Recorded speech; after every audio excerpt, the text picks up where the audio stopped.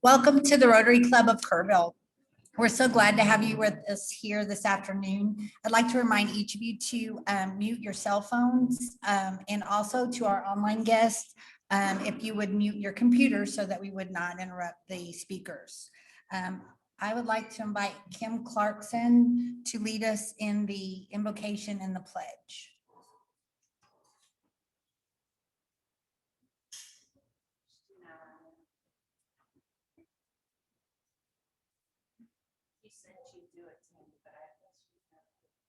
Okay.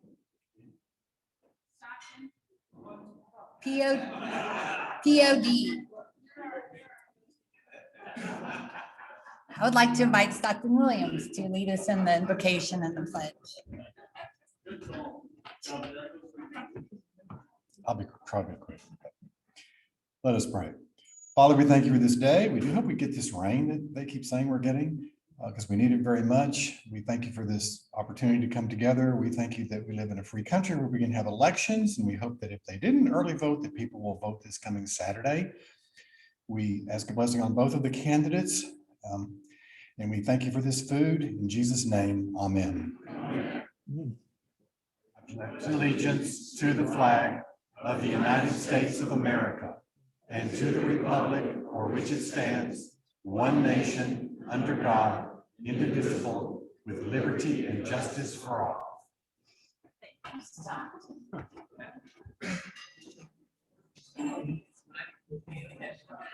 Okay, so as you know, today we're going to hear from at least two candidates in the City of Kerrville municipal election.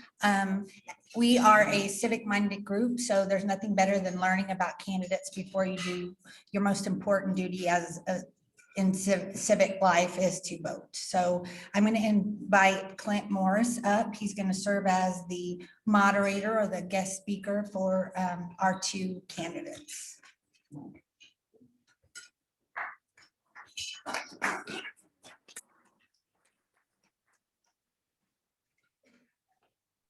Well, thank you, President Tammy. First of all, I think we all ought to thank, even though she's not here, Ingrid Painter, who was the one who put together today's election, today's speaker forum. And, trying to corral three cats is kind of tough. And I guess we've got two of them. So that's a good start. Now, I want to echo President Tammy. We encourage, per our bylaws, involvement in the political process, but we are not a political organization. And so when we come to questions and answers today, I hope you will temper your questions accordingly. So at any rate, we were going to let Kim Clarkson go first, and she's unopposed, but obviously she has surrendered her time today to the other two speakers. And so we'll hear from each of them about 10 minutes each, and then if we have some time for questions, we'll do that at the end for both. And so Mary Ellen has graciously said that she'll allow to let Mr. Garcia go first. She will go first, and which is a bit of an advantage to your opponent. And so everybody knows Mary Ellen. She and her husband have been part of the community, a big part of the community for years. And if you look at her credentials, she's got a lot of experience in public administration, serving on various posts in the city she's lived in. And so without more, I will invite Mary Ellen Summerlin to come speak to us about her campaign.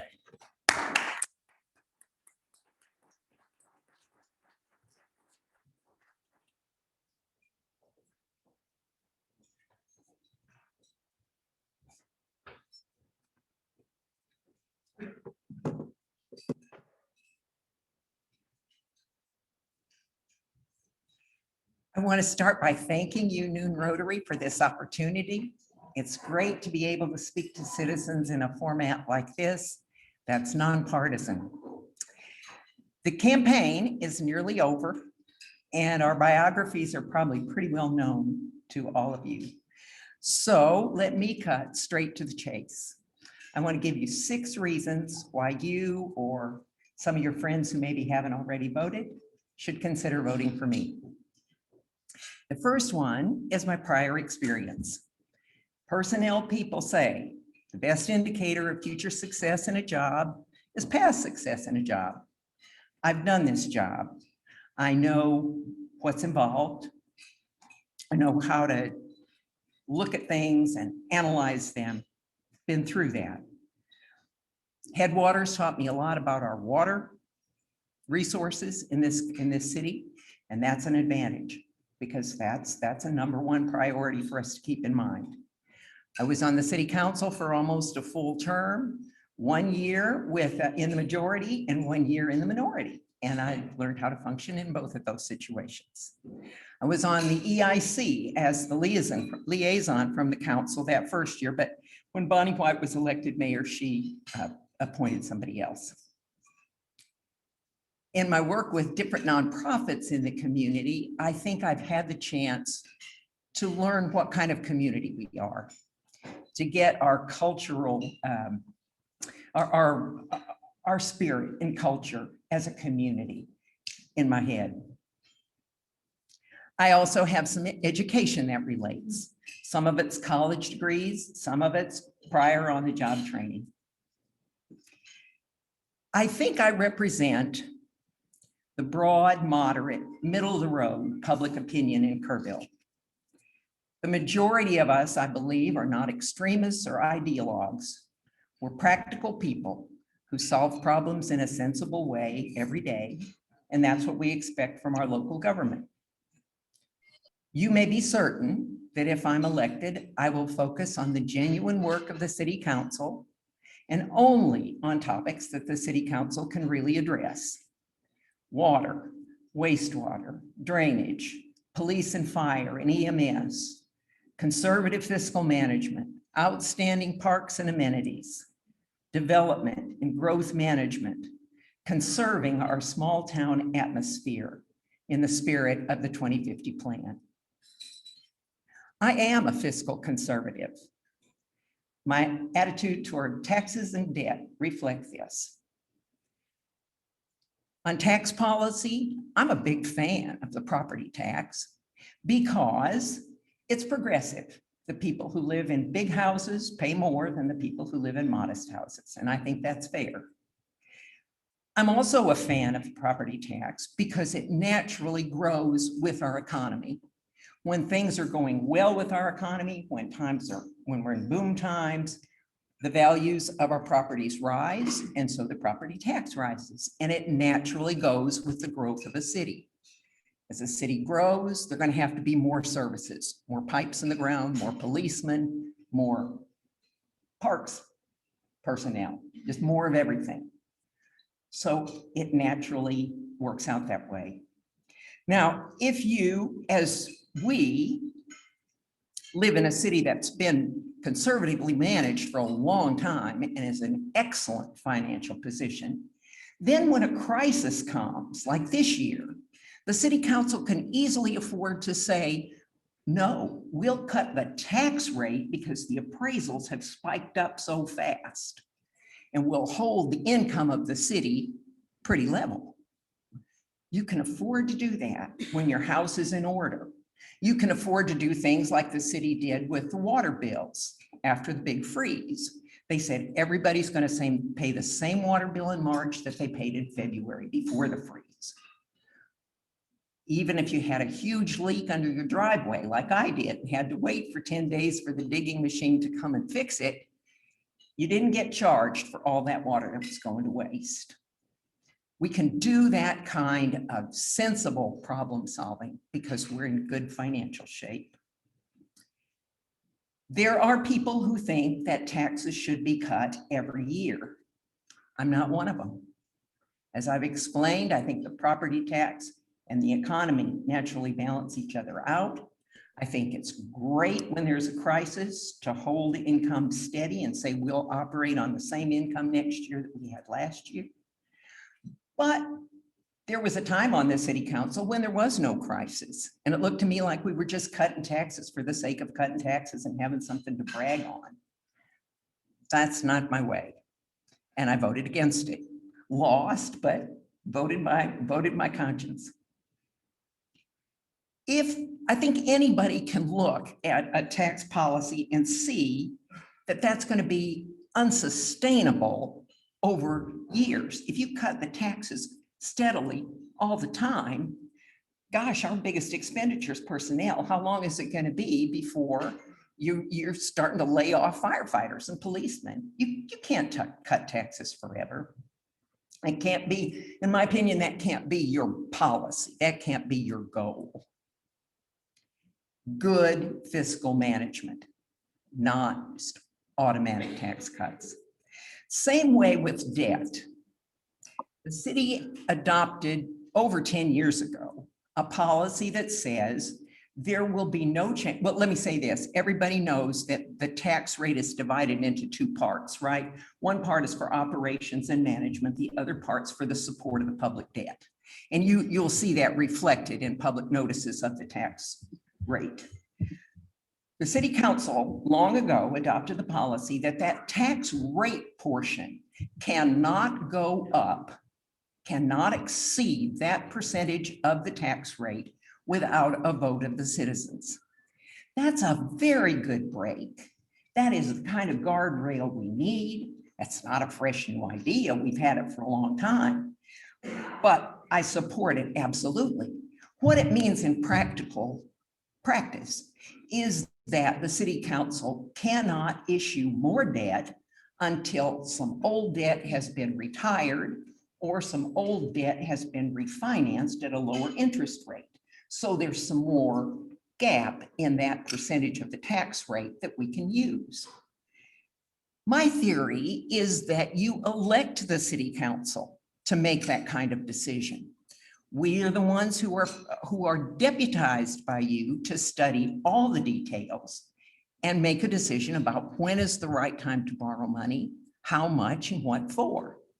I'm a big fan of the council's decision to borrow $10 million year before last and devote it all to catching up on streets, which had been neglected too long. And some of them had gotten so bad that they had to be completely rebuilt. That to me was a sensible way to do things. I think that the interest on that debt is 1.35% or something like that. So it was good business. There are people who say, well, every time you borrow money, we should have a bond election. I think that's not a very practical solution. We don't get a big turnout in Kerrville for local elections. Something like 1,500 people have voted so far. We'll be lucky to vote another 1,000 on election day. That's, compared to 15 or 16,000 registered voters. That is a small percent of the people who are really going to get to the polls. I think for real fair representation, you do better to let those council people that have stood for election and been elected to the job make the decision about issuing debt, unless it's a big giant one that deserves a bond election, rather than hold constant elections about every transaction. I think it's more likely in a case like that we'd have 400 or 500 people making the decision. Certainly a case of the dog getting wagged by the tail. The fifth reason, I respect my oath to uphold and defend the Constitution and laws of the United States and Texas, even the little ones, like getting my financial reports in on time, and the bigger ones, like doing my dead level best to be responsible for a campaign that is nonpartisan in spirit as well as in the words of the charter. Last, I believe in civility. in public office, and even when campaigning for public office. Oh, sorry, that's 10 minutes. You will not see me run attack ads. You will not see me participate in events or broadcasts that are divisive. You will see positive, upbeat, optimistic messages from me that focus on the facts and try to build unity and inclusiveness among us. You will see that, you can count on it, because you have seen it in me in public office, a total of 10 years in this town. The bad thing about campaigns is how expensive and exhausting they are. The good thing is how much you get to interact with people. And I'd just like to say that this has been a pure pleasure after the isolation of COVID to get out and talk to so many people, to see you face to face. It's the spirit of the people who have supported me and volunteered for me, most of them Republicans, by the way, has made me prouder than ever to be part of this community. I know I love the work of the city council, and the campaign has reminded me how much I love Kerrville. Thank you.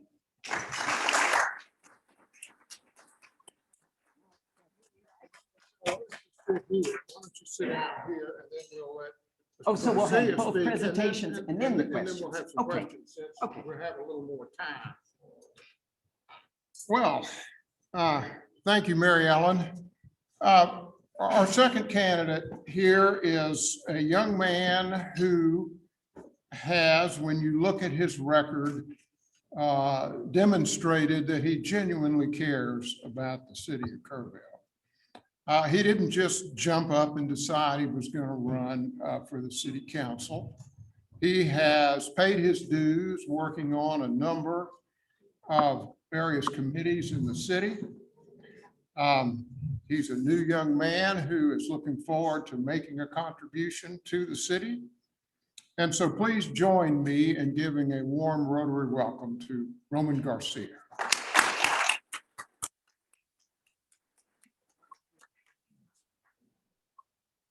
Roman, when you're through, you can sit. Okay, sounds good. Thank you. Good afternoon. I think this is time now, right? Yeah, we're in our afternoon. Actually, So- she used 12 minutes, so you've got 12. Okay, sounds good. Thank you. Well, good afternoon. I'd like to start out by thanking the Rotary Club for hosting this forum. This is one of the last opportunities us candidates will have to be able to discuss our platform. I'm sure you've heard a lot of it. I also want to thank everybody that's viewing online right now, or that may be joining us later. And this is a great time, a last time to hear from your candidates. This is my second time running for city council, although it feels like it's been a whole, over a year election.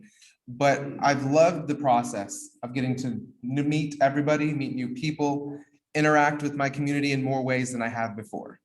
And so because this campaign, especially my campaign, has been going on for so long, I'm pretty sure you understand my platform, what my priorities are. So I'm going to just go ahead and give you a brief introduction about myself for those of you who I have not had the opportunity to meet yet, and then a little bit about my priorities and why I came to run for city council. I was born in Austin. I was raised here in Kerrville. This is my father's hometown, and this is where I love to call home. I have an extensive background in volunteerism through Habitat for Humanity, our AYSO soccer organization, Kerrville Little League, VA Medical Center, UGRA, and I love the community service part of it. That's been something that's really at heart for me. And just over 5 years ago, I joined a Mayor's Youth Advisory Council under the city. And soon after that, I was on one of the subcommittees for our Kerrville 2050 plan. I interacted with city council, with the mayor, current and previous. I've worked with city staff, and I know the process of government. I understand it, and I love it. Law and government is where I want to go into in my education. Right now, I'm currently continuing that by taking all of my courses and credits online right now, and this gives me the opportunity to continue to make a difference here at home. So since I've gotten into city government, I've realized that I can put my love for community service and my love for government and law into one and make it public service. And that's really why I'm running. I want to be of service to you. Should I get elected, you will be my boss. And I look forward to continue to hear from you should I get elected on any issue that you have dear to you and that you want to be considered by City Council. I want to be a strong advocate for the people, for our community.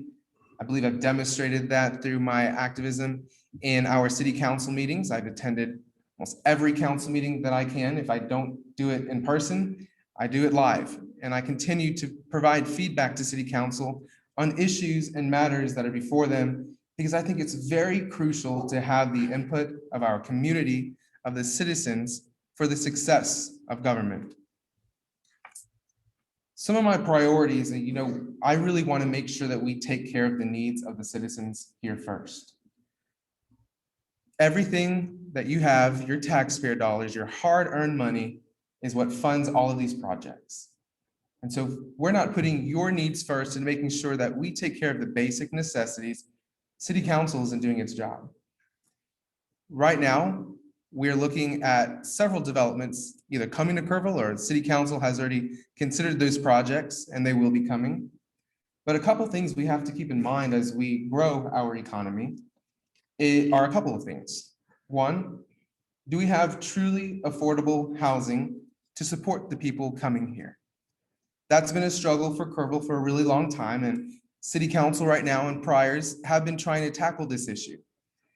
As somebody my age who is looking at that and has seen, and I've worked on one of the subcommittees for the 2050 plan, and one of our goals and top priorities was looking at truly affordable housing. We put a plan together, we implemented it, and we added it to the Kerrville 2050 plan for City Council to consider, and they adopted it.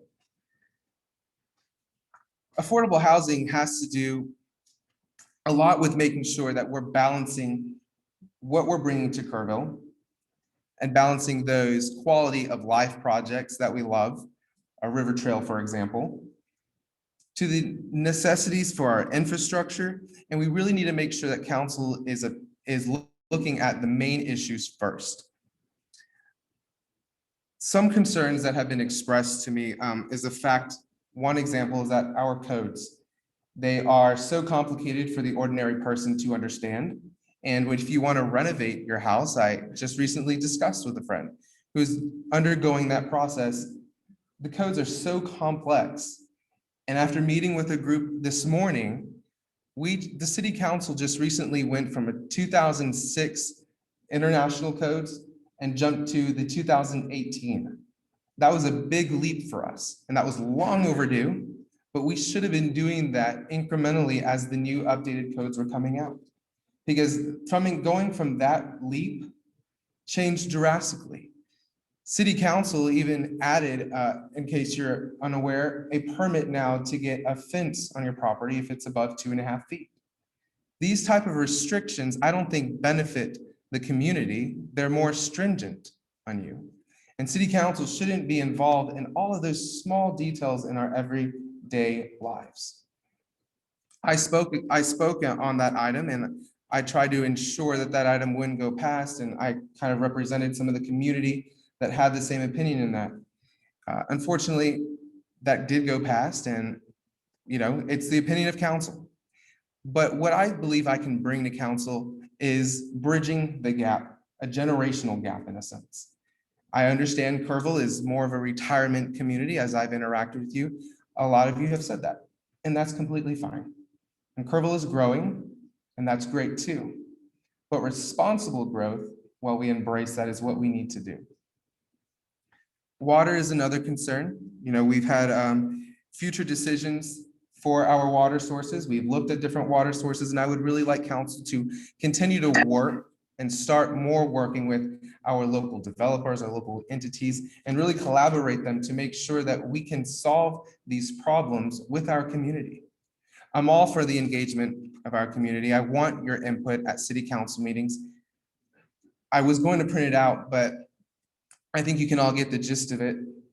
In our organizational chart for the city council, for our city government, if you look on the city's website, citizens are up here, then it's city council, and then it's staff. A lot we've seen council making decisions and letting the community know this is how it's going to go. This is what we're going to do. I really, really encourage and want the input of the citizens first. I am running to make sure that you're put back on the top of the chain and to make sure that we are listening directly from you. As I said, on our economic development standpoint, as much as we love those quality of life projects like our river trail, we need to ensure that city council is balancing those projects with our overall infrastructure needs, that the community needs to preserve our healthy and beautiful economy. We've experienced a lot in this past year with COVID, with the hurricane, and with our winter storm. And the city was luckily, I commend our city staff for working overtime and making sure that we kept our operations running smoothly. And in doing this, luckily City Council has now started a public health task force, which I think is really necessary. When it comes to you electing your officials, you are electing them with the situations that are going on at the moment, with what you can possibly see in the foreseeing future and what decisions they may make. But when it comes to drastic crisis or events that we have in our community, it's real crucial that we continue to involve our community because they weren't expecting this. None of us were. And so if we take the perspective that when you elect city council, your job here is done to now give it your input in what it is. No, I want more of your input as we continue to move forward with this. You know, in this whole election, we've had the question of nonpartisan, partisan, and how you look at the two candidates. This election is by city charter and by state law, nonpartisan, which means should you elect me as your city council member, I will not hold office with any type of party affiliation near my title. But in fact, what you need to look at during this campaign, if you haven't already voted, or if you're going to encourage others to go vote, it's not partisan, it's principles. What principles do your candidates hold dear to their hearts? Because that is where they derive their decision-making should they be elected. This election will not only decide the path for our policies and our decision-making for 2 years, for the next 2 years of whoever's term you decide to elect, but rather decades to come. And I believe I can help bridge that gap and facilitate a plan for our community, for my generation, future generations, possibly your children, grandchildren, to continue to want to call Kerrville home. We want Kerrville to be a place where people can call home, continue to call home. So like I said, this election is about values, is about principles. I look forward to working with City Council, with their staff, and working with you, the community. And so if you have any questions, I will now close, and I appreciate your time and consideration. Thank you.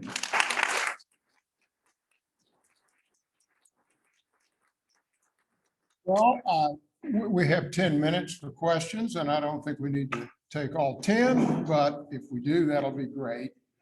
So David, how do we let the folks on Zoom ask? Ask them to send me a message chat if they want to ask a question. Now, it's a little slow, as you all know, to connect with people. Get online, to make sure that So you let me know if you've got some that you need. All right. I see Lloyd and Ingrid on Zoom. They're not here with us, but again, let's thank Ingrid for the time she took.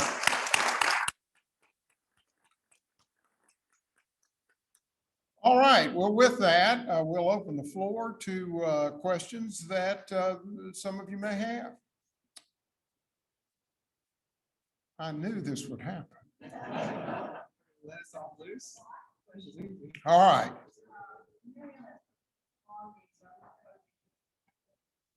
Yes, yeah, I wanted to update that. She asked about we're on the subdivision code review right now. After the passage of the 2050 plan, the council realized that it was going to have to update all the zoning and subdivision codes, all those things that somebody has to refer to when they come to our town. And it was a great opportunity to streamline and update the whole thing. I mean, Roman told you about the building code that we adopt, that's national standards, but we've got our own individual standards too. And so I've been on that code review committee all this time since I went off the city council, and we finished the zoning code and went from something like 15 zones down to 7, made it simpler, easier, more user-friendly for anybody who's coming to town with a project idea to know right up front whether he's in the right zone. Now we're about to finish the subdivision code. Now, the code review committee doesn't finally prove anything, but we're a much bigger group than the city council. Each of them appoints 4 or 5 of us. So we can kind of surface what's going to be the sticking points. And then when it gets to council, they know, okay, these are the big decisions that have to be resolved, and then we can pass much better codes. But man, you're going to see such a difference going forward. And the city did a great job of involving local builders and developers, people who really interact with the development department, to make sure that their input was taken into account so that we can make this a really user-friendly city. We need to have regulations because we don't want our growth to get out of control, but we need it to be friendly, easy to use, not you have to go to 6 different chapters to find the answer you're looking for, but it's all organized and together. Did you mean both? That was just for me. Okay. I got questions back here. Well, go ahead, Dave. Okay, we have Rex Boylan. Say it, please. I don't think you can hear. Rex Boylan. Rex, would you ask your question, please? I can tell you what it is. Rex Mary Ellen, what amount of debt should citizens be allowed to vote? Please repeat that. What amount of debt on which citizens should be allowed to vote? Well, anything that raises that tax support portion of our tax rate, which is the current guideline. Within that, I think the council should make the decisions. In the past, when I was the mayor of Port Arthur, we had to build a new water plant. That was the biggest expenditure the city had ever made, and we had to borrow the money naturally. The manager and I went to New York City and got interviewed by the bond counsel and the bond insurer and the bond salespeople, just really thoroughly vetted, then came home and educated the city citizens for 6 months or so, and then had the bond election. So it's a very big deal to have a bond election. And in my mind, that's still the way. You don't have to go through all that rigmarole anymore. We can do it, virtually, but all that travel, I mean. But still, a bond election should be, in my mind, for the very biggest projects where you're going to borrow millions and millions of dollars, more than 10 million. I think that water plant was 35 million, big ones, where it makes sense to spend 6 months educating the community so they can make a good decision and then paying for an election for them to come and vote. Sure. Let's let Mr. Garcia respond to Mary Ellen's position on when citizens should be allowed to vote. And then I have a question for. Okay. Then I'll just stay up here after. Okay, sounds good. My perspective on when the citizens should be given an opportunity to have an election bond and vote on debt. The instrument that governing bodies use, in our instance, city council uses, to obtain debt is certificates of obligation. That is allowed by state. Now, the original intent of that was for emergency purposes. I'll give you an example. If our Limos Bridge were to get destructed and torn down because of some storm that came through, that would be an instance where the city would be able to go ahead and emergency situation where it's not really necessary to go to the citizens because yes, that needs to be repaired. To then go ahead and if issuing debt through a CO is necessary to do that. The city governing bodies have now broadened the scope and the use of these COs to now do it for a lot of things such as quality of life projects. And I think we just need to be careful when we do that. If it's for a non-emergency use, and if city council thinks that it will have a great benefit for our city, then I think it's our job to then let you know why and let's sell it to you and give you that opportunity to then decide whether your taxpayer dollars is going to go into more debt or not.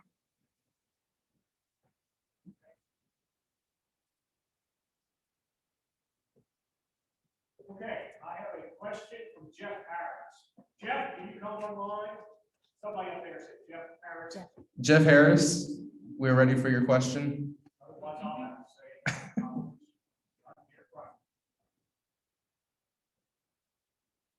Okay, then I'll just say. Okay. This is Jeff. Okay.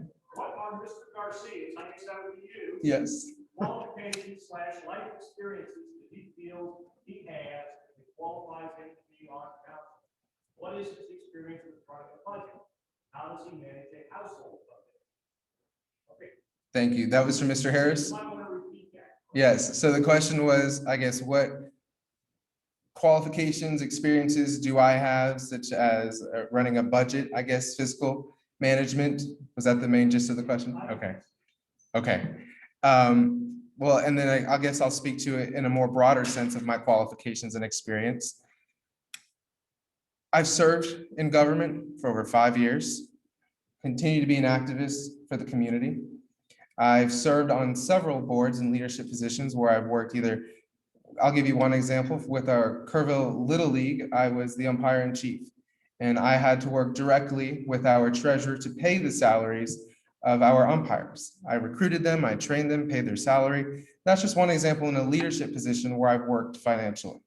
I am on the board of directors of a couple others. I serve currently on the Kerr County Patriots Club as the treasurer on the board.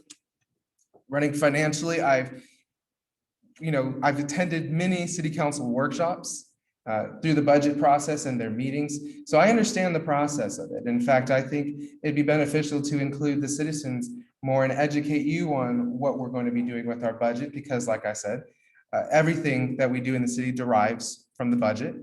And if we're not meeting the needs that you want, then we need to be looking at how are we going to create our budget to make sure that we do that. So in a sense, I think it'd be beneficial to communicate more with the citizens and educate you and get your input on that. I operate my own personal financials. I've done that since I was maybe 14, 15 years old. So when I started my first job, in fact, I have been paid as a certified United States soccer referee to travel within the state of Texas and outside of the state. Traveled internationally, doing all these things. Although I may lack in years of experience, I do believe I make up with the knowledge that I've obtained at my age. And I would like to entertain the idea. The drafting age to get into a war was 17 years old. 17, 18, 19-year-old men and women, and I'm sure we have some veterans here in the room, and thank you for your service. But those individuals sacrificed their life for this country, for the freedoms that we have now. What experience do they have to sacrifice their life for a greater cause than this? And so what is stopping a 19-year-old young man like me from running for city council? There are many ways that you can serve your community, your nation, and this is just one of those ways. And that's what I'm hoping to do. Thank you. Thank you. Mary Ellen, we're about out of time. Do you have one last Yes, rejoinder? I would like to say one more thing. All right. Let's talk a little bit more about public debt. certificates of obligation, I don't know when they were invented. 30 years ago, we were using them for lots of non-emergency items. I question that. COs, tax revenue bonds, the kind of things that our sales tax income can be used for by the EIC with council approval, and general obligation bonds. There are a range of options.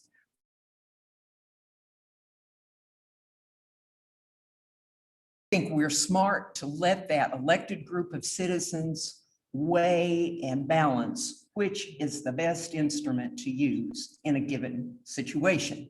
They're going to look at the timing. If we have to wait until November to have an election, we may miss this interest rate, for example. They're going to look at the size of it, the scope of it, whether there's a revenue stream that can pay it back without influencing the tax rate. All those things have to be considered at the time you're borrowing the money. And I think it's just smarter, more efficient to trust that to a kind of board of directors of your city, rather than expect 25,000 people to weigh in, or 16,000 voters even. So I'd like to end with that. I was hoping to get a question, another question about nonpartisan. I'm very proud of my campaign because it's full of Republicans, Democrats, and independents all together, all working together. I know that can work. I know that our country works better when that's the way we do it. This morning I've been channeling Gene Smith. He was the mayor for a couple of terms, and he used to introduce me as Mary Ellen, a Democrat, but smart. I love that. I love that. It was a backhanded compliment, but I love it because it was lighthearted.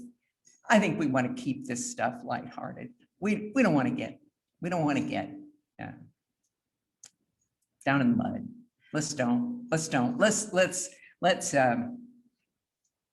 I'll disavow the little line in a Texas Democratic Women's newsletter that said one of our own is on the ballot, be sure to vote, or something like that.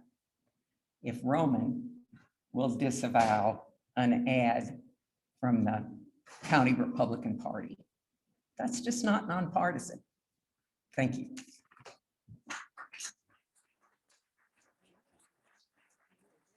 Well, we're out of time, so let's give both of our candidates a strong.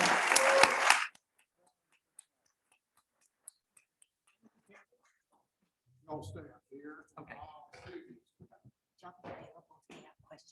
Absolutely.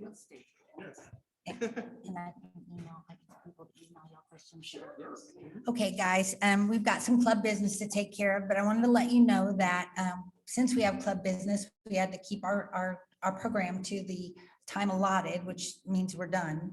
But both candidates will be here if you have questions after the meeting, and any of our online guests can email them by going to their campaign website and clicking on their email button and sending questions that way. So thank you, everyone. It's really important. We do believe in doing our civic duty and being informed when we do so. So thank you for being here, and thank you guys for attending. First, I'd like to invite our Secretary, Marta Diffin, to introduce our guests.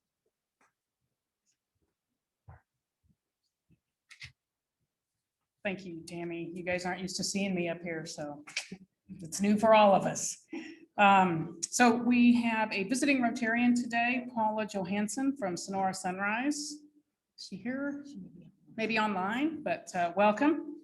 And then we have members with guests, and we already know that Ingrid Painter is not here in person, but Mary Ellen Summerlin and Helen Hurd are her guests today. Jeff Wendling has a guest, General Walter, Philip Stacy has a guest, and Paul Martinez, and Ashley Phillips brought Christy Shepard again with us. So welcome to everybody. Okay. Fantastic, welcome. Thank you. Okay, so we, again, I'm gonna remind everybody to look for their invoices, make sure you've gotten them paid. If you don't have a check for your last March invoice, then you owe it. So look for your invoice, look for your check. If you don't have either, please email us and we'll send you a new invoice. Around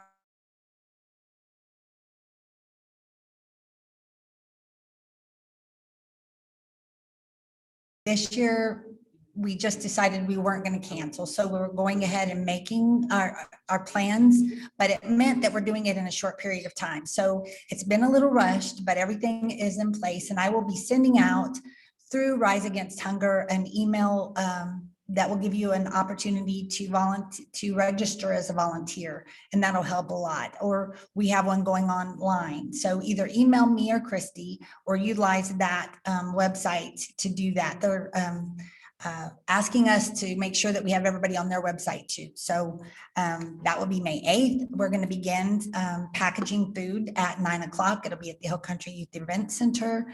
We're going to do 20,000 meals. In the past, we've done 30 to 40, and that's taken us from 9 until noon. I don't suspect it will take us that long since we're not doing as many, but I would appreciate as many people that could come to help us get it done. It's very important, as I've told you, with the South Texas Blood and Tissue Center. They are short on blood due to COVID, obviously something very much needed. And Rise Against Hunger services are very much needed, and they've been stifled because of COVID too. So whatever we can do to help them will be great. Thank you. The Rotary District 5840 raffle tickets are about to be done and being sold, and I'm going to invite Marta Diffin to come up and talk about that for now. Thought you'd seen the last of me. So these are the raffle tickets that used to be for the cruise because of the pandemic and things. They're not doing a cruise now. They are doing raffle tickets where you could win a $1,000 gift card from Frost Bank. They're $10 each. They come in packets of 10. The funds count for every Rotarian every year to help support the foundation. We do ask that every Rotarian every year, we ask for $25 to go to the foundation. So 3 tickets would get you there and then some. And then we also have Paul Harris match points for anybody that is purchasing $100 or 10 tickets. So keep that in mind. I have the tickets up here. I do have to have them back to District Governor Hutcherson by Saturday. So today will be the last day that I'll be here to sell them. And then I have offered to drive them to Fredericksburg for him so that he might be able to pick a winner from our lovely club.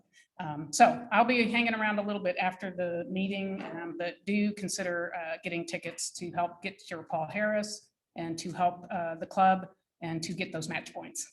Thank you. There's 7 chances to win. 7 chances to win $1,000 for each chance. Okay, so for our online guests, Christy is reminding you that there are 7 chances for a $1,000 gift card. So your $10 gives you 7 opportunities to win $1,000 gift card. Also, I'd like to speak a little bit on the every Rotarian every year part of this. I've never seen that done in our club. I'm sure it's happened, but I've never seen it done. And I really was hoping to get there this year. We're doing really well with our donations to the foundation, but it'd be really neat if we could say that every Rotarian in our club donated at least $25. Another reason why that is important is we have been competing in a superhero challenge for the past several months. And we've been challenged every month to meet certain guidelines, to do certain activities, which we've done, including a video.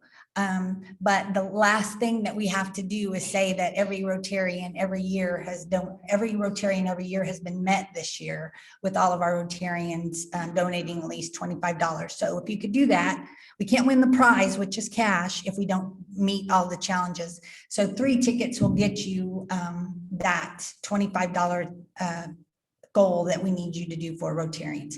The problem is that we have 160 members and we're competing against clubs that have 20 to 30 members. So please just try to do that. It would be really awesome to be able to check that off our list this year. We have, Christy, do you want to talk about the picnic or you just want me to? Go ahead. Okay, so if I mess up, yeah. So our Rotary picnic is going to be next week, May 5th. That means we will not, and there's been some confusion, so just to confirm, we will not be meeting during the day next Wednesday. The meeting will be that evening at the home of Jimmy and Rebecca Hutto, which you have been given the details and location of, but it will be May 5th from 5:30 to 7:30. from 5:30 to 7:30. There will be food and refreshments. So please make plans to be there. And is there an RSVP? Yeah, it's up online. I'll send it out again. Okay. Christy will send out the RSVP link again so that we can, kind of count how many people are going to be there for food purposes. I told you last week about the club leadership training through the District 5840 convention. It's a great opportunity to attend the district conference, which you usually don't do if it's not near us or if you're not on the board. So please go on the District 5840 website, look at what they have to offer, and plan on attending some of those courses. It's free. And I think that you'll get more from your membership in Rotary by having attended a District 5840 meeting. I know that I did. So that's something that we'd like to offer you too. Another thing that came out yesterday that I just try to share when I find out that it's important to the community, there'll be a Texas National Guard mass vaccination clinic next week, May 3rd through May 7th. It will be at the First United Methodist Church Center. These are walk up, no appointment, get your vaccine events that will be going on those days, May 3rd through the 7th. It's my understanding that if you walk up or you wait in line and you get to the front of the line, they tell you that they're out of vaccines, that you will be the first on the list for the next day. That's the way I understood the press release that we received. So I wanted to make sure that you knew that that was available in case you've been struggling to get your vaccines. Now we have wine to give away. So if you are wearing your pin, you will get this lovely bottle of Dark Horse Cabernet Sauvignon. So let's see who we have first. Neil Masterson. Do you have on your pin? Oh, no. But yay, we're so glad to have you back. Kelly Early, are you wearing your pin? Uh-oh. Richard Bolin, are you still online and are you wearing your pin?